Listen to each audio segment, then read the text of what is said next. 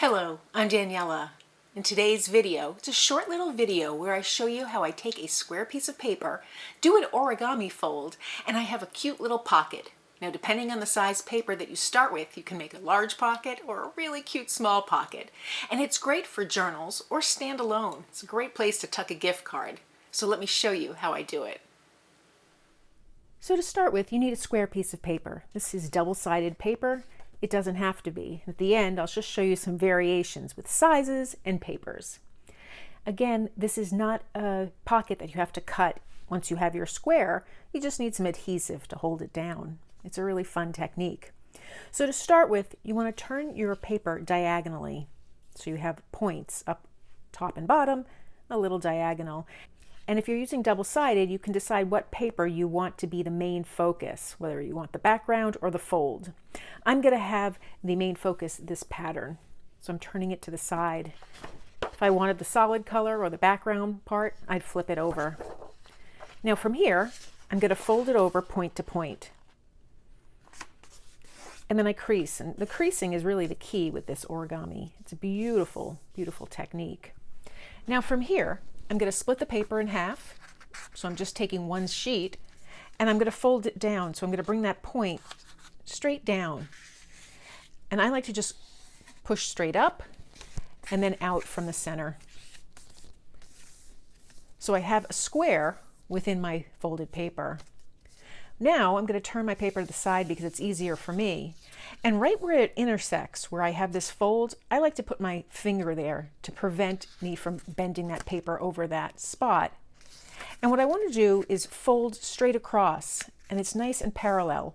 But I like to just fold slightly beneath that line. I like to see just a teeny bit of that fold showing. Again, I'm keeping my paper nice and parallel and neat. And then I press it down in the center and work my way out. Now I'm using cardstock, not a heavy cardstock. You can use paper or cardstock just as easily. I'm going to turn my paper the other way, and I'm going to repeat that process with the other corner. I'm folding it in, lining it up just slightly below that fold. And again, it helps if I put my finger there so that I don't cross over on the fold.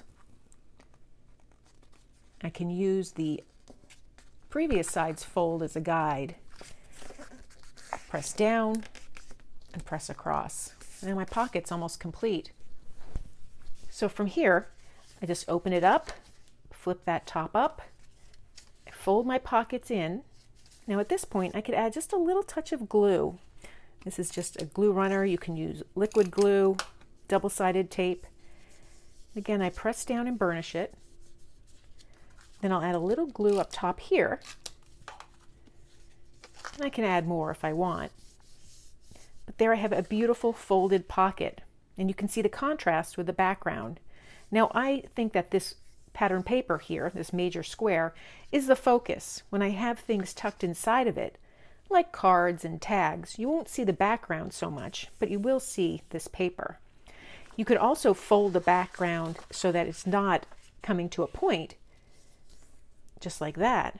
And that's another technique. And you can cut it off altogether or fold it over if you want just that type of fold. Depends on what you're looking for. Now let me show you some variations. This was a 12 by 12 piece of square paper, and I got a nice size pocket. The pocket itself is 8.5 inches at the widest point, but at the base, it's a little more than 5.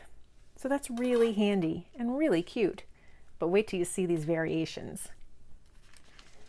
So now starting with a 12 by 12 paper, I have this piece here, and I have this one as well.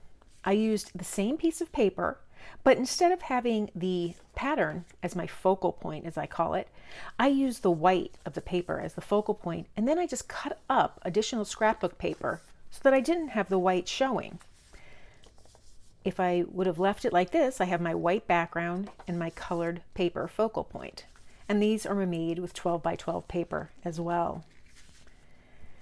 Now this one is 8-inch paper. It's origami paper, so it's lighter weight than the cardstock I had been using, and it's still adorable, and I can do all the techniques of folding the top however I want. I'm going to put this over here so I have all my 12 by 12s together. have my 8x8. I have this adorable 6x6 paper.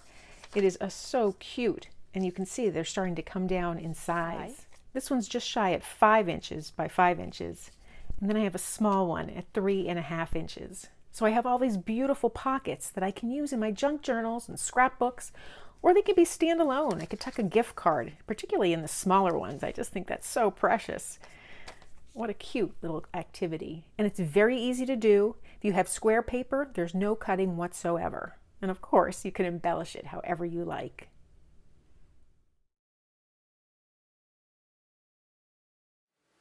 So that's all there is to it, to making a simple single pocket from a square sheet of paper. I love all the different variations, and those small ones are so adorable.